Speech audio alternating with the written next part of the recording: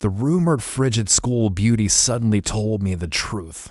I was about to do anything I pleased when a row of bullet remarks suddenly appeared in front of me. They said, "This idiot can't be serious. The female lead is just mad at the male lead. She picked a random nobody to confess to just to get him mad. That person is just a regular loser who thinks too much of themselves. How could the school beauty possibly like him?" However, instead of being angry, I felt even more excited. I asked her if she was single right now, and the beautiful girl from school nodded right away. Then, in the next moment, I seized the back of her head, tilted her face up, and kissed her lips fiercely, as if I owned them. Chapter 1. Willow froze in place. I wasn't happy, so I smiled and lightly bit her lip. The remarks about the bullet went crazy. One read out the female lead hasn't even kissed the male lead yet. How can she already let this extra have a turn? How shameless is this extra? I laughed. If they treat me like a tool, I have to charge a little, right? You toy with my feelings. I toy with your body. That's only fair. Willow's face flushed bright red. She was furious. I ignored her incredulous look and said with a smile, "Girlfriend, pleased to meet you." Willow pushed me away, her face full of disgust. She spat several times and said not very kindly, "Gorge, you're gross. Let's just forget this." Before she finished, a boy in a white shirt walked up not far away. Willow's words cut off mid-sentence. The bullet comments cheered. The male lead has finally arrived. Because the male lead got a bit close to the junior, the heroine grew envious and couldn't sleep, staring at his WeChat avatar, and cried all night. Another comment read, "I command you two to get together right instant." Willow glanced at that boy, but she was speaking to me. "Dear boyfriend, take me home." I scratched my head. "Didn't you just say to forget it?" Willow bit her lip. "You misheard." I shrugged casually and then held her hand, smiling. "Forget going home. Let's go to a hotel." Willow was visibly stunned. She said, "What for?" I grabbed her into my arms, seized the chance to grope her a little, and squeezed her heart-shapely long leg. I grinned. "Baby, do I even have to explain?" Willow became utterly stiff. Seeing she still wouldn't speak, I scowled and increased my voice. "You're not playing me, are you? Are you using me to get back at someone? You never intended to be my girlfriend in the first place." Willow panicked and cut me off. "No way, don't say that. Go, go, go. I can go by myself, can't I?" The bullet comments said all. "What is this extra doing? Who allowed him to be with the heroine?" Another read. "What a disgusting loser. Just after confirming the relationship, he's already trying to book a room." Someone else wrote, "Upstairs, even if it's gross, you can't say that. The heroine said she's single, it's consensual." And another, "Loser, go die."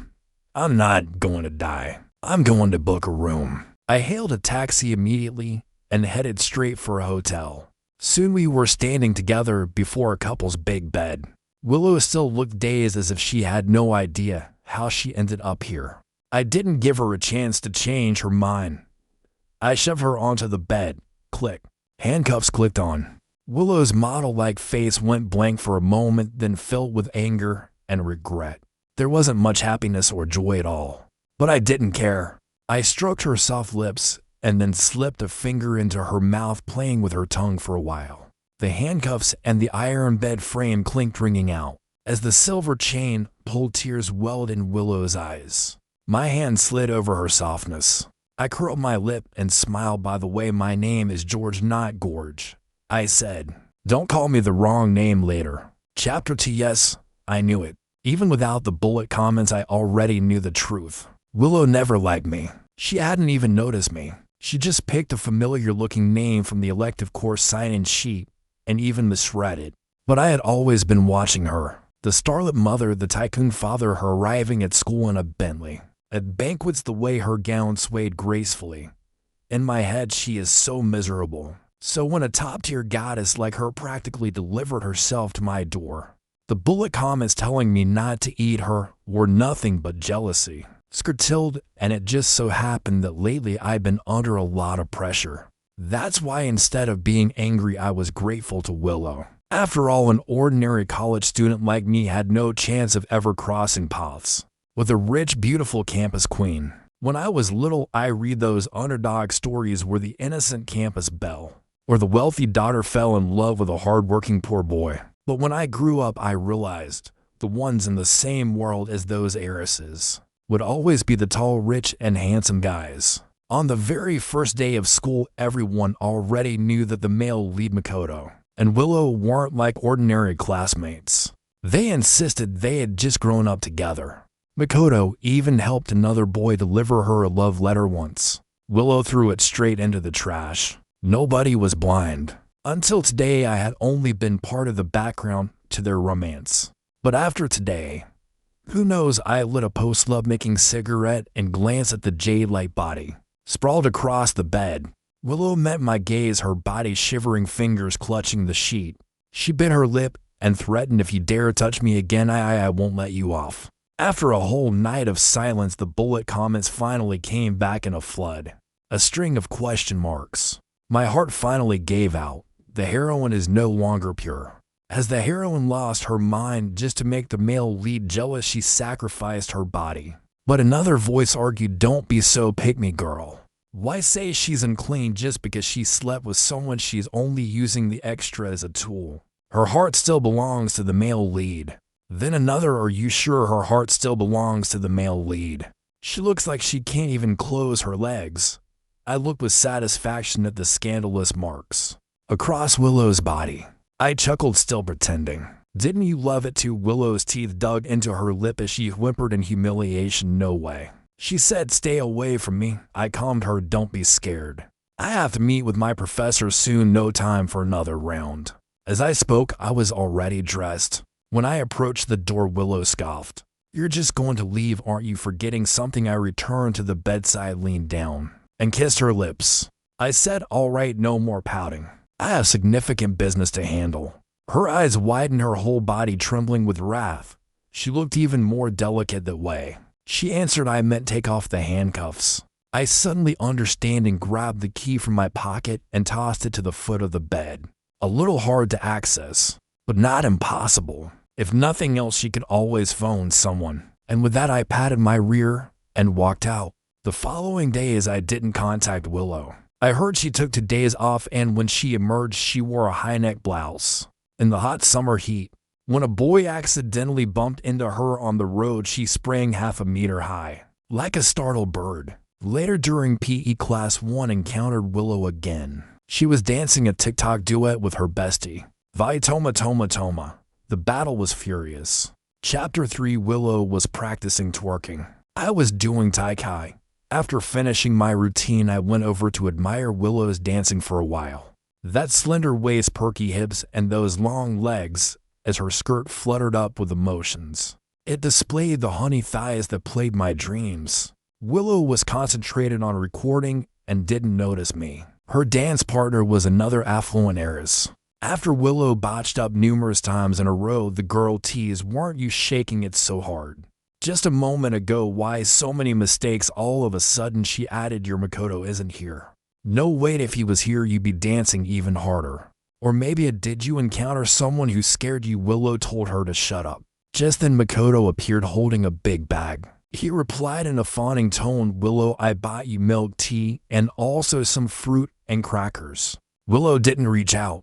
Makoto looked a little embarrassed. I pulled out the little smash bun from my back pocket and walked over. Willow still didn't reach out. Her expression seemed to say, "Who do you think you are? What right do you have to bring me food?" I replied politely, "Girlfriend, do you need me to feed you?" Willow's face tightened. Then she snatched the bun from my fingers. Afraid she could choke, I kindly handed her my water bottle. Makoto looked bitter, gritting his teeth. "You used to despise these cheap snacks." The bullet comments came in right on time. The male lead came just to coax the heroine, but she's still sulking. Yet the moment she first saw him, she was thrilled inside. The extra is enjoying himself now, but when the truth comes out, he'll look like a clown. To me, the heroine doesn't look like she's trying to provoke the male lead. She looks scared. After delivering the food, I turned and left. My professor had invited me to a dinner party tonight. I had no time to care about those bullet comments, and I left Willow and Makoto behind. When I arrived, my professor was chatting happily with Senior's sister. A dozen drinks later, the professor smiled kindly and said, "George, your paper was pretty good." Diego's son is working in the same field, but he needs a first author. Why don't you give it to him? I stayed silent. The professor's face darkened. He frowned. Do you still want your diploma or not? I clenched my fists, nails digging into my palms. It wasn't the first time he'd made such a demand. Days passed in a daze with pressure I couldn't release, like being choked and forced under filthy water. Senior sister with her fake sweet voice chimed in, Professor, junior brother doesn't mean it like that. She handed me a glass of wine and said, come on, apologize to the professor. My stomach churned violently while the professor and senior sister kept harping on my mistakes. Then suddenly the private room door burst open. Willow appeared as if from the heavens, standing at the doorway. George, what's your relationship with her? Successfully escaped the predicament. Chapter 4. The night breeze blew away the last of the wine. By the roadside, I nonchalantly stopped the phone recording and said to Willow, thanks. Willow lifted an eyebrow, looking a little proud. She said, don't flatter yourself. I just came to return your water bottle.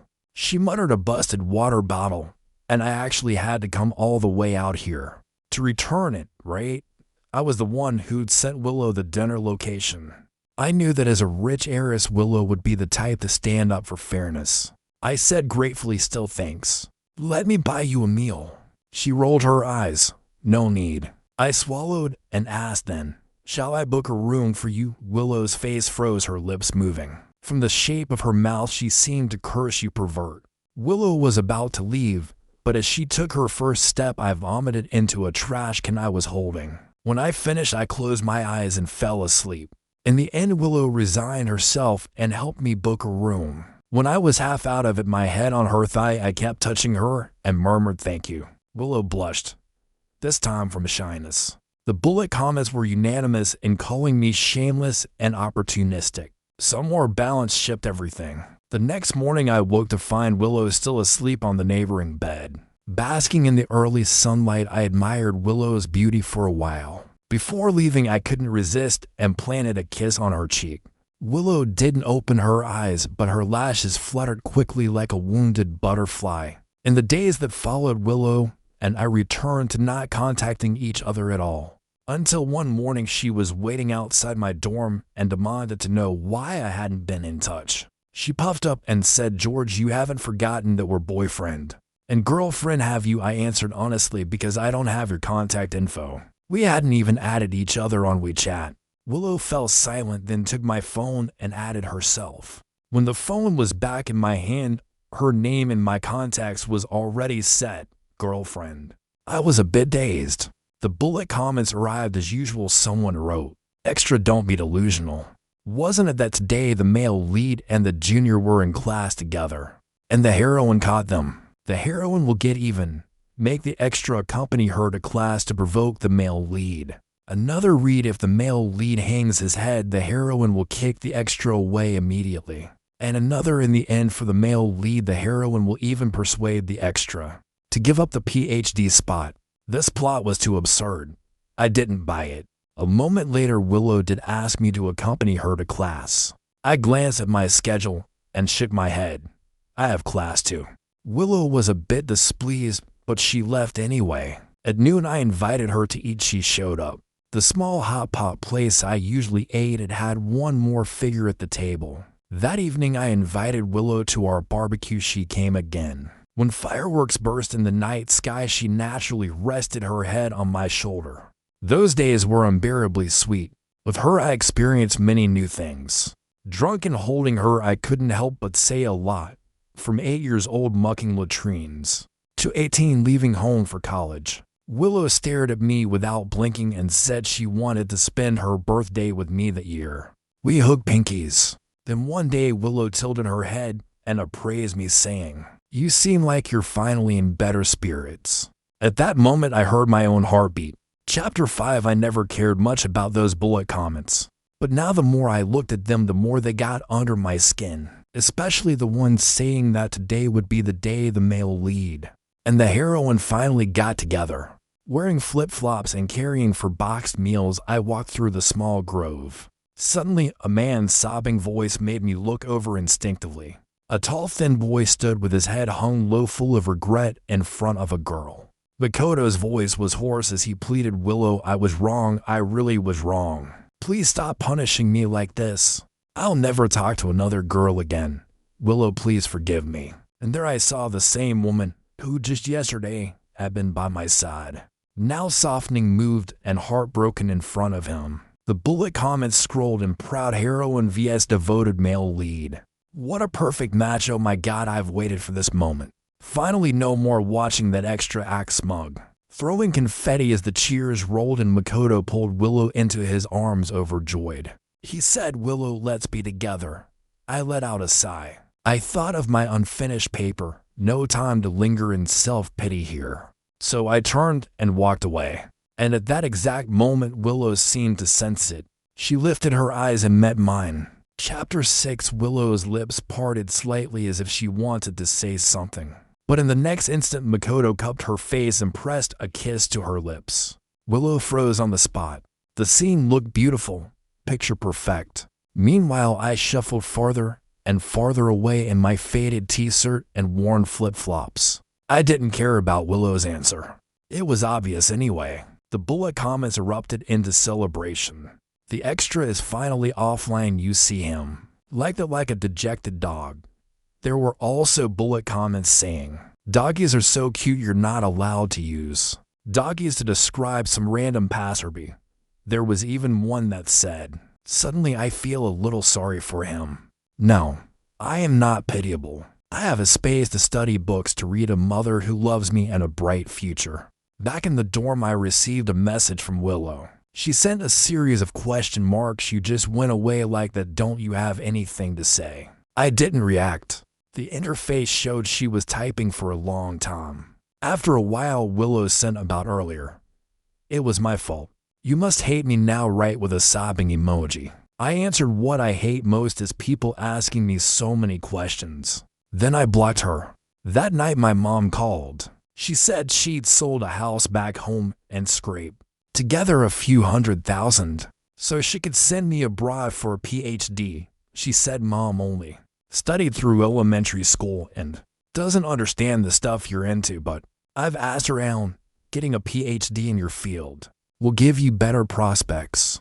The night breeze carried the temperature of home. I gritted my teeth, not wanting her to hear how off I sounded. I kept working on my paper while weighing the idea of studying overseas. I'd actually already contacted another professor. His research wasn't a perfect match, but he had a good reputation, a solid option. Willow didn't try to reach me after I blocked her. She had little reason to. That month had felt like a brilliant dream. When the dream ended, everything returned to normal. But I didn't expect our paths to cross again. It was Willow's friend who called me. The girl who had done the duet video with her Freya. Her group needed one more person. I didn't want to go, but Freya was persistent. She complained, "Willow's been missing lately. If you don't come, I'll have no one to hang out with." My eyes hurt from staring at experimental data, so I gave in. When I arrived, Willow was there. Not only Willow, Makoto was there too. Willow sat on the sofa, propping her cheek with one hand, half leaning on the armrest. Her starlit face stood out, impossible to miss. For some reason, she wore a sullen expression, like she was sulking. The moment I stepped into the villa, Willow's gaze landed on me. I tried to slip away, but Makoto caught sight of me. He called me over and apologetically said, "George, Willow didn't know better before." I apologize on her behalf. I waved him off. It's fine. I thought to myself. After all, I'd had my fun. But Makoto looked puzzled and said, "Honestly, I don't understand why you'd be willing to be with her." He smiled. "Everyone can see she only wanted to use you to make me jealous." I don't know if George can't see he's humiliating himself or if he's deliberately trying to wreck. What's between us? Either he's dumb or he's malicious. What do you think, George? When his words fell, the air seemed to freeze. Freya hurried in to smooth things over, and the mood revived. Willow and Makoto sat at the center of the group. I sat alone in a corner, drinking and playing on my phone. It felt like someone kept watching me. Suddenly, Makoto suggested a game of I Have You Don't. I had a bad feeling. As expected every time, it was Makoto's turn. He seemed to be targeting me. He said, "I'm willing to provide. because a man's money is where his heart is. He said I'm responsible. If I can't give a girl a future, I won't touch her. He said I come from an intact family. My parents never divorced. I had no idea where he learned that. I remembered once drunk I told Willow something similar. Willow frowned and complained, "Okay, why are you saying this?" Makoto shot her a dissatisfied look. Willow shut up, but Makoto still didn't seem pleased. Near the bathroom door I heard raised voices. Makoto said in a low voice, "Did you fall for him?" Chapter 7. Willow immediately denied it. "Of course not." Makoto drew in a deep breath. "Then prove it to me." So when we returned to the table, Willow pointed at a girl and said to me, "George, let me introduce you to a girlfriend." The girl she pointed to wore glasses and looked plain. She was the daughter of the Liu family's housekeeper. Makoto grinned. "George, you two are a good match. Don't miss such a great opportunity." I didn't know what to say. After a pause, Makoto narrowed his eyes and asked, not willing, "What do you still have improper thoughts about my girlfriend, George? People need to recognize their place." He smirked. "Dragons match with dragons, phoenixes with phoenixes. Mice are born to dig holes. Fish find fish, shrimp find shrimp, and turtles pair with turtles." Someone whispered, "No wonder he keeps hovering around today. He still hasn't given up." Makoto looked at me arrogantly, his grin wicked. "All right then, since you lost the game earlier, you haven't done your punishment yet." He said, "Your penalty is the two of you kiss." The whole room fell silent. Neither I nor the girl moved. Willow pressed her lips together, hesitating. After a long while, she finally said, "Who kisses on the first meeting?" She seemed to think of something, but didn't continue. I smiled and picked up her words. "Who says it's never happened?" And with that, I pulled the girl into my arms. Chapter 8. I kissed the corner of the girl's lips, landing it on her cheek. But I didn't let go for a long time. From the right angle, it looked like a deep kiss. The crowd cheered and jeered. No one noticed the wine glass slip from Willow's hand and shatter on the floor. Finally, I released the girl and sat back in my seat. "All right, let's continue the game." When my turn came, I smiled and said, "At this table, there's someone I've slept with." After saying those words, I walked out. I didn't care how the room full of people reacted behind me. I held my head high, chest out like the MVP screen after a match.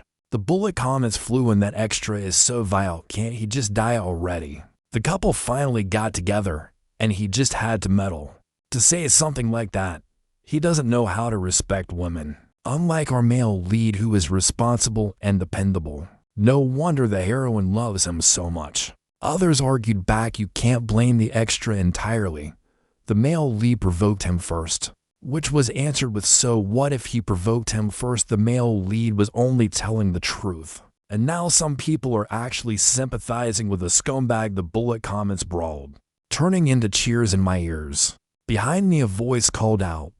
It was the girl from earlier following me out. She said, "I want to leave too. Let's go back to campus together." The wind lifted a swirl of sand. She squinted, removed her glasses, and rubbed her eyes lightly. Her revealed face actually had a trace of beauty, and for a moment I was stunned. I asked, "Is it okay for you to just walk out like this?" She shook her head. "My mom's retired. I'm preparing to leave the Liu family too." On the ride back, I got a text from Freya. I didn't expect Willow and Makoto to show up like that. Don't take what happened seriously. They've been childhood sweethearts, so their feelings for each other run deep. The next day, Willow called me. Her voice was as beautiful as ever, though what she said wasn't. She said, "What happened before was my fault, but you shouldn't have taken it out on Makoto. About yesterday, you should apologize to him." I raised an eyebrow. "Sure." I laughed. "But shouldn't your apology come with a little sincerity?" Willow was puzzled. "What do you mean by that?" I thought for a moment, then said, "Meet me at the hotel near campus." On the other end of the line, Willow's breathing hitched. She snapped, "George, how can you be so shameless and despicable? Do you only think with what's below your waist? Any woman you meet you want to drag to a hotel." Then angrily, "Where did you go after you left last night?" I laughed. Guess furious, Willow hung up. Maybe because I never apologized. A few days later, the professor I had lined up suddenly emailed me. He said his PhD slots were full. He offered to recommend me to another professor. I politely declined. Knowledge can change destiny, but destiny can also change knowledge. I was prepared for this already. I applied to foreign universities.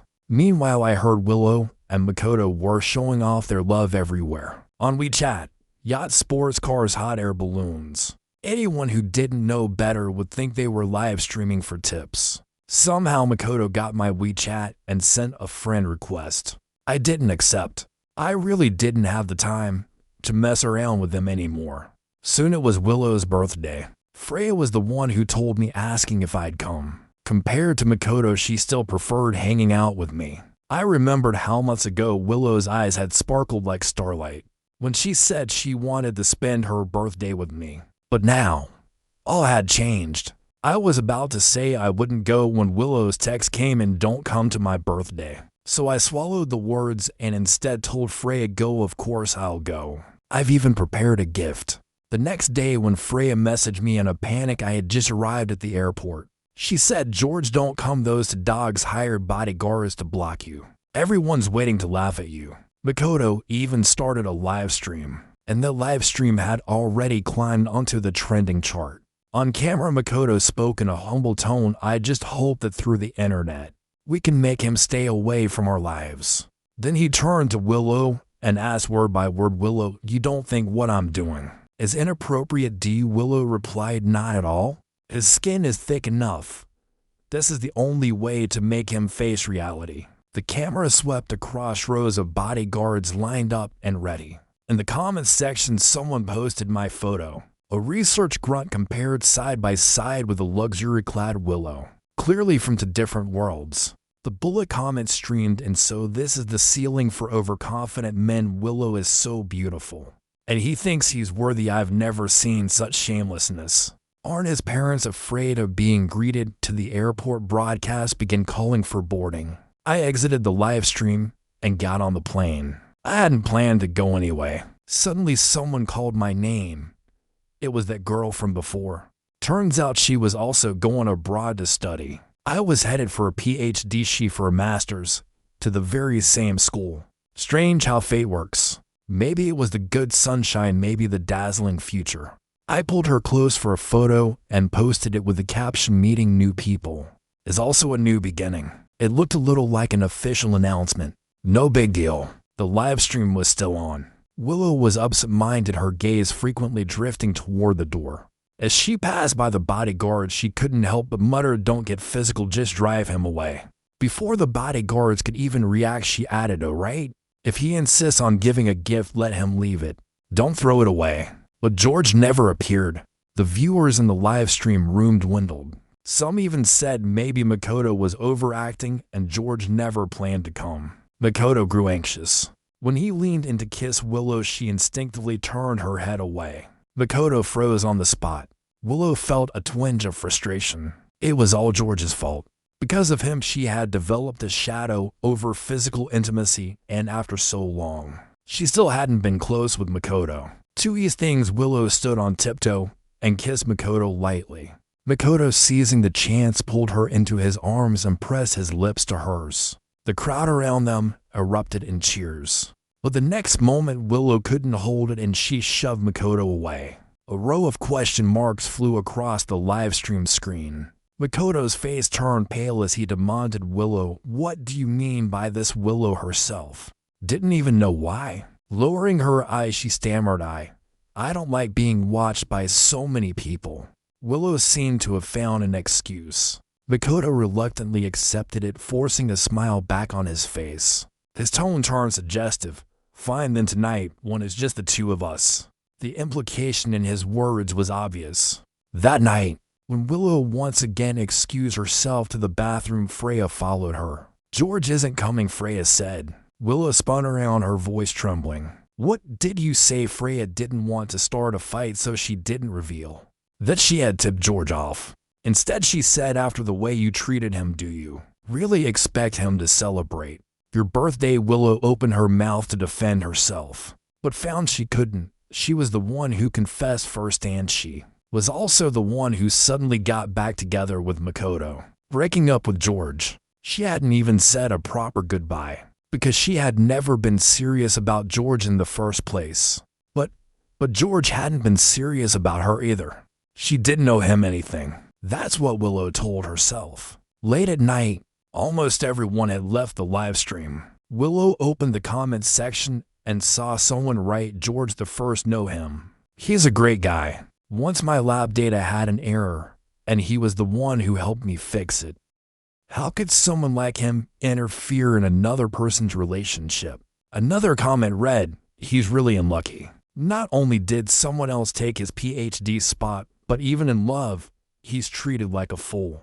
Then someone replied, "George actually knew, but since he liked her, well, you know. That's why I'm telling you all, remember this. A simp ends up with nothing in the end." This commenter clearly knew some inside story, and right beneath it were rows of little emojis, people waiting for gossip.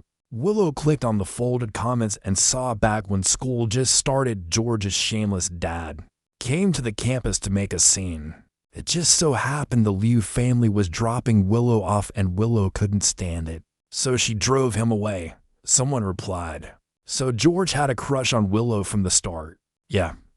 More than once when Willow skipped class, it was George who covered for her. And her grades, every time it was George who filled in her name, otherwise she would have failed. If that's not a crush, then what is? I was just about to ship them and now you're telling me it's a bad ending. Willow froze in place. A few seconds later, another comment popped up. "Forget it, this blogger is just spreading rumors. George already made it official on WeChat, he has a girlfriend now." Attached was a screenshot of George's WeChat post. Willow enlarged the picture. It was the very girl she had once said she'd introduced to George. Her face turned pale, instantly her hands trembling uncontrollably. Moments later, she suddenly stood up and walked out. Makoto called after her, but she didn't hear him. She just wanted to find George. She didn't know why. She just wanted to see him. Chapter 9, the plane cut through the clouds. My homeland shrank into a tiny patch. My mother transferred all her money to me, but I wasn't planning to touch it. I have a scholarship and a PhD stipend. It's enough for me to live on. The future is uncertain, and I'm full of expectation.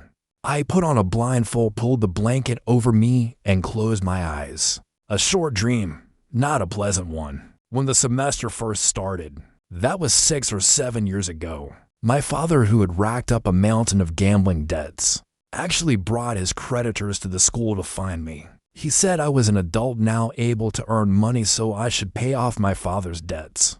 Clear the 300,000 yuan bill for him, or he didn't know what those men might do. While he was spouting threats, Willow appeared. Bodyguards trailed behind her. When she heard him, she sneered. She took off her bracelet and threw it at them, telling them to get lost. My father's eyes narrowed as he grinned. He gave Willow a once-over and said, "You've done well for yourself, boy. You even know a rich heiress like this. Look at her, you must have already got her right. How? That's my son." He smiled at Willow. "Good daughter-in-law, hold on tight. I'm still waiting to hold my grandchild." Willow stepped back in disgust. Everyone around laughed as if I and Willow were from totally different worlds. At that moment, my shame and humiliation reached a peak. I didn't need Willow to save me. I hid the camera, left my phone's location on, and told my roommate to call the police the instant I gave the signal.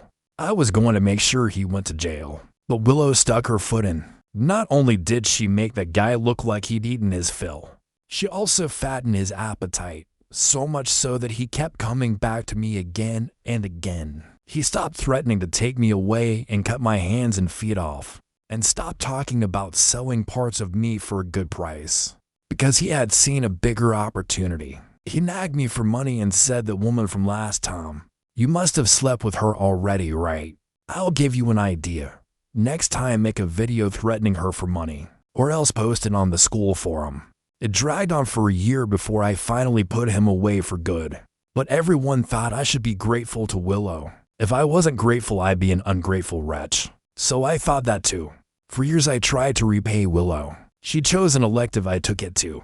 I did extra copies of assignments, and when it came to projects and experiments, I put her name on them. But beyond that, I didn't want any more involvement with her. The video at the school gate kept circulating online. Countless people praised Willow as beautiful. and kind, and I was useless and humiliated. Willow's father bought trending search space and posted the video on the company's official account. Shares in the Liu family company jumped limits up for several days. I had never spoken a single word to Willow until she used me to provoke Makoto. She stood in front of me so beautiful she seemed to be on a different layer of reality. Delicate brows and eyes, a finely sculpted nose, pink lips. Like a rare flower raised in a greenhouse. The flower said she liked me. Listen, just listen. Luring a country bumpkin, bullying an honest man. Isn't this outrageous? I've been by her side for so many years and only now did she notice me. How could she possibly like me? A wicked thought suddenly rose in my chest. 6 or 7 years ago she ruined my plans and brought me so much trouble. I would just get a little revenge. She wouldn't blame me, right? She didn't lose anything. I helped her provoke Makoto and in the end they became a couple. Isn't that what she wanted? Besides, she didn't refuse, did she? In the end, everything squared. This king's victory you have already witnessed. Now this king is leaving the court. Chapter 10. Since I distanced myself from Willow and Makoto, the bullet comments never reappeared. Looks like I really am just an extra. But even an extra has his day. I tried hard to adapt to the new environment and the new life. It was hard. The pressure was huge. Those tens of thousands of little companions who once promised to stick with me for life gradually left my scalp one by one. When Willow called, I had just come out of the lab. I didn't want to pick up, but she called several times. Angry, I slammed the answer button before Willow could speak. I said, transfer me 500 for roaming charges. George? Willow breathed twice, then hung up. 500 appeared in my bank account with a note, phone bill. Willow called again. She asked, where are you now? I replied, no comment. She said, you think hiding means I can't find you, it won't help. I said, are you pregnant? Take care of yourself. Willow froze for a moment, clearly annoyed. I was puzzled and asked, so why are you looking for me? Silence on the other end stretched. So long I thought she died. Finally Willow said, I want to see you. I answered, I want to see legs. Willow paused and snapped, how disgusting you are. I obligingly explained, you misunderstand. I don't mean the legs themselves, I mean the path someone walks, everything they've been through. Existence precedes essence. A person becomes unique not because they're set to be a certain way, but because later experiences and choices shape them. So when I say I want to see legs, I mean I want to see what you mean. I'm not different from what I told you, yet you think I'm gross and insist on being double standard. What can I do? Willow hung up. A few minutes later she seemed to regret it and called back. This time I didn't pick up, and I refunded the 500. I didn't answer the later calls either. 3 months passed in a blink. Life pushed me forward. Heavy coursework, high prices, Social Security, bad food. Except for a cute junior, there was nothing to be happy about. Alive but half dead. When Willow appeared in front of me, Anna was about to invite me to her place for dinner. Yes, she was the junior. I had some fate with my underclass woman. She'd changed her hairstyle, taken off her glasses, and looked like a completely different person, much prettier than before. Before she hid herself to avoid catching the eye of rich heirs and feared envy from wealthy girls. I was about to speak when I saw Willow staring at me with a sullen face.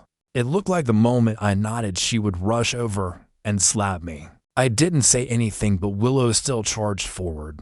Her first words were, you can't be with her. Anna rolled her eyes and shot back, Miss Liu, aren't you worried your boyfriend will find out?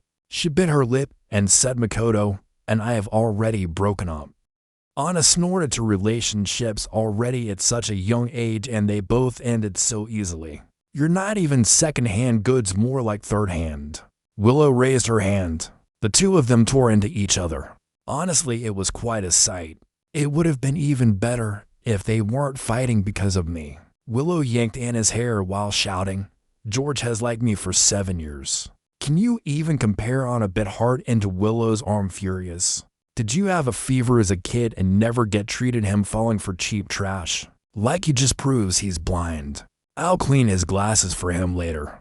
Who would want a third-hand good like you? George is like chocolate, you can't even handle a taste.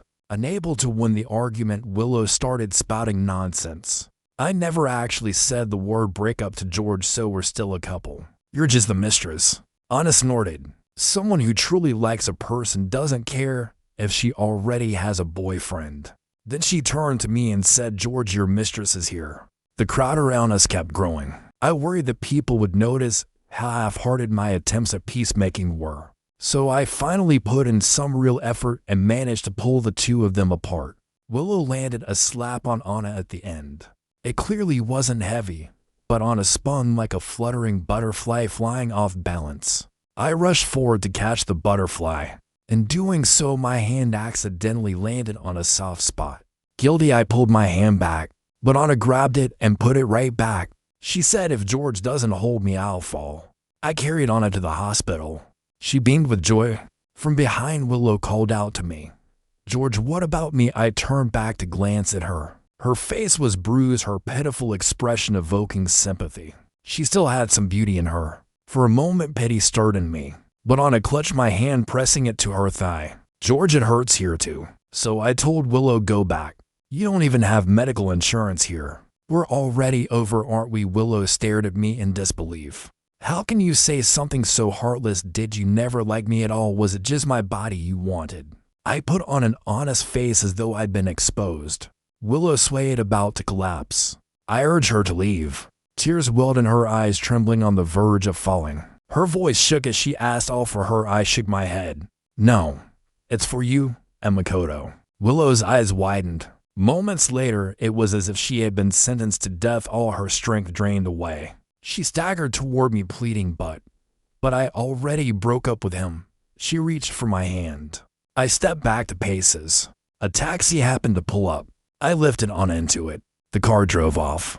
In the rearview mirror, Willow stood frozen in place, shrinking smaller and smaller. Chapter 11. Time passed quickly. Willow showed up around me from time to time, and with her appearances, the bullet comments started trickling back in. This damn plot has completely collapsed. Might as well rename the book The Happy Life of an Extra. He's been doing his PhD for 6 years. Happy my ass. Refund. Willow brought me breakfast, learned to cook. When she noticed I wouldn't even touch it, she had the Liu family invest money into my lab. Sorry. That's hard to refuse. Sometimes I'd have a meal with Willow. I treated it as business entertainment. Willow was thrilled, her eyes unable to hide her smile. She always dressed fashionably like a model on the runway. And me, I looked like the rich sponsor keeping her. One time, Willow got herself drunk and collapsed into my arms. I naively pushed her away. She burst into tears on the spot. Choking, she said, George, weren't you only after my body? Why don't you want me when I'm offering myself? Because I'd already been drained dry by experiments. But a man can't admit he's powerless. So I said, because you're dirty. Willow nearly shattered. I hadn't expected those words to hit her so hard. Afterward, she tried all sorts of bizarre ways to please me. Can't describe them here. Maybe because of all the adult content, this book got banned, and the bullet comments disappeared completely. Makoto once came to ask me to let Willow go. Willow deleted all his friends. What did that have to do with me? I teased. How about I add you instead? You may have lost Willow's contact, but you've gained a PhD candidate friend. Makoto stormed off in anger again. Somehow Willow seemed to know Makoto had come to me. Freya told me his PhD spot was gone. Apparently someone reported him. Makoto and his father even went to the Liu family to apologize. That story didn't have a single interesting punchline. I couldn't be bothered to hear more. Meanwhile, Anna often came to eat with me. Real meals. Sometimes I'd admire her thighs even fairer than Willow's. The year I graduated, I got together with Anna. Because not only did she have long legs, unlike Willow, she had the highlights. Willow eyes read demanded to know what I saw in her. I said she cooks well, in both senses. I thought Willow would disappear after that, but the next day she showed up again. She said, George, your mistress is here. Extra chapter. For many years afterward, Willow regretted the day. She often woke at midnight dreaming of that moment. The moment she accepted Makoto's confession while George walked past them, his face expressionless. No, it wasn't like that. She already didn't like Makoto then. But when she saw how indifferent George seemed, it was as if a weight lodged in her chest. And for that stubborn weight, she agreed to Makoto's confession. From that day on, things spiraled out of control. It was as if an invisible hand kept pushing her along the script, even though this wasn't what she wanted. When she was with Makoto, she thought about George every moment. Whenever she saw George again, she wanted to cry and ask why he wasn't jealous, why he never came for her. But none of that happened. In reality, to keep Makoto from doubting her, she even introduced a girlfriend to George. Willow felt split in two. One half of her wanted to hold on to George. The other half reminded her she was Makoto's girlfriend. She and Makoto were childhood sweethearts, a match made in heaven.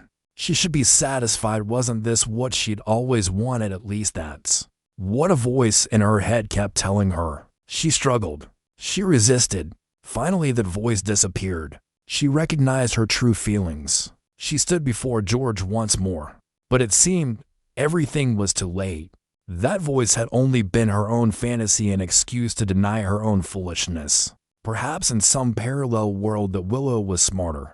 She rejected Makoto's confession on the spot and ran after George. She took the four-boxed meals from his hands, walking back to the dorms, with him chatting and laughing. Later, George stayed in the country for his doctorate, and Willow Liu saw him every day. The Liu family invested in George's lab. George said, "Thank you, wife. Everything was so beautiful, and there was no annoying Anna."